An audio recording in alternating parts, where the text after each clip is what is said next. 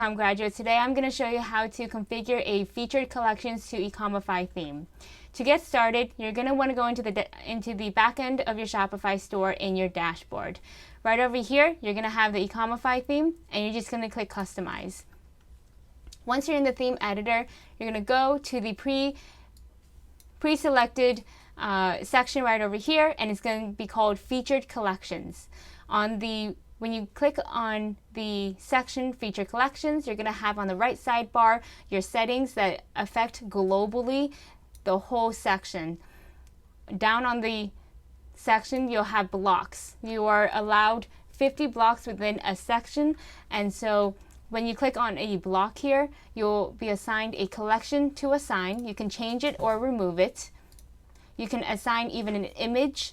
And if you do not assign an image, it will automatically pull the collection image that you assigned in the back end of your collections when creating it in the very beginning. Scrolling down, you'll see that this says apparel because it's assigned to the apparel collection.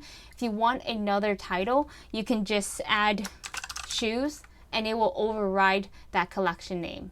So if you have apparel, but you want a different, new apparel in, you can just add a title here for it. And then title size, heading 1 is the biggest, and then heading 6 is the smallest. And this is based on the Bootstrap framework for their sizing. When going back to the sections itself again, you do have the options for background color option, white and light, and then the body.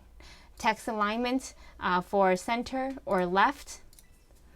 The title right over here, the heading title, and then the subtitle you can have as an option, or you can just delete it. Then you have your description size. FS1 is the largest, and then FS6 is the smallest for description sizes. So you can play around with that and adjust accordingly. Then the collection orientation image landscape is horizontal. Portrait is more vertical if you have taller images, and then square will just be evenly squared images. Thumbnail is the border around it, kind of like a thumbnail image, and then none just displays just like so. So have fun playing around with these sections. Scrolling down, you have the option to add a button text.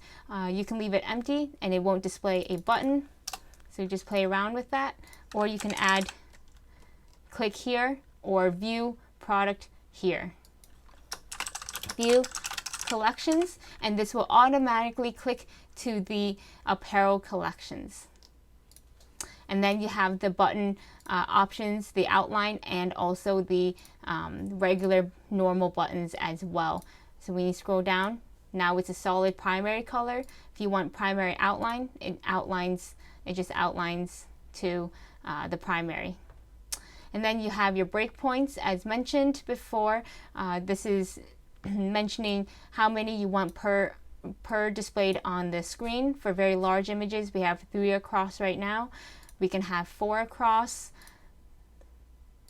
If we adjust this to 4 across, it will look like this.